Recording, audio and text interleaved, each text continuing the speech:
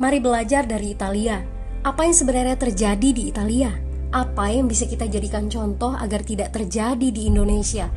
Kreatif konten ini berasal dari artikel warga Italia, dipersingkat dan dilengkapi data agar lebih mudah dipahami. Tahap 1. Kasus pertama diumumkan. Itu cuma flu. Apa pentingnya pakai masker? Orang-orang ini cuma lebay. Saya kan sehat, gak bakal ketularan. Gak usah panik lah. Tahap 2. Jumlah positif COVID-19 mulai naik signifikan. Cuma beberapa yang kena. Yang meninggal pun hanya orang-orang tua saja yang emang udah punya penyakit. Hidup seperti biasa aja lah. Pacaran, nongkrong bareng temen, jalan-jalan ke mall. Tetep lanjut. Tahap ketiga, jumlah kasus meningkat dengan cepat, berlipat ganda dalam 1 hari. Tingkat kematian pun bertambah. 7 Maret, lebih dari 5.000 kasus positif COVID-19. Zona merah diberlakukan di Italia. Wilayah yang dikarantina hampir 25% dari luas Italia. Sekolah dan universitas tutup, tapi tempat kerja, bar, dan restoran masih buka.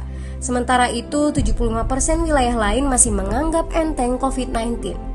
Anjuran mencuci tangan ada di mana-mana, tapi sekadar anjuran dan tak banyak yang melakukan. Tahap 4, jumlah kasus meningkat pesat. Sekolah dan universitas ditutup selama sebulan. Darurat nasional pun diberlakukan. Rumah sakit menambah kapasitas, seluruh kamar dibersihkan untuk memberi ruang bagi pasien COVID-19. Tapi tak ada cukup dokter dan perawat. Ada terlalu banyak kasus pneumonia, terlalu banyak pasien perlu ICU, tapi ruangannya sudah habis, ventilator habis.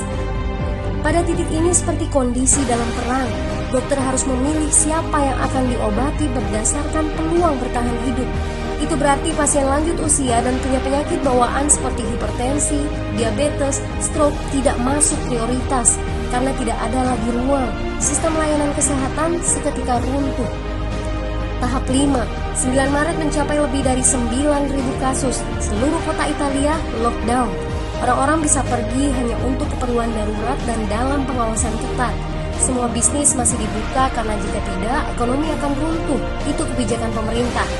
Mulai ada ketakutan, orang-orang mulai memakai masker dan sarung tangan. Tapi tetap saja, ada anak-anak yang merasa jagoan, masih ingin uji nyali.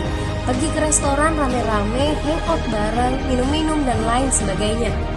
Tahap 6. 2 hari kemudian pemerintah Italia berubah pikiran. Semua bisnis harus tutup. Bar, restoran, pusat perbelanjaan, semua jenis toko, kecuali supermarket dan apotek. Penyebabnya, karena dalam sehari yang positif bertambah lebih dari 2.000 kasus. Penduduk yang mau keluar rumah harus mendapat surat izin. Surat izin ini didapatkan dari pos pemeriksaan polisi yang disebar di berbagai lingkungan.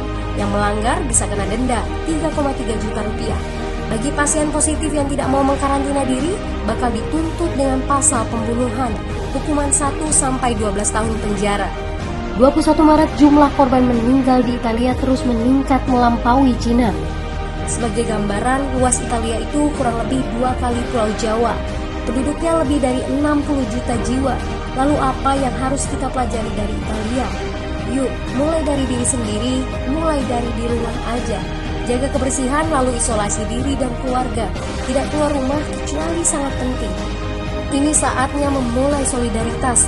Yang mampu harus mulai membantu yang tidak mampu. Ini adalah bentuk usaha dan doa kita semua.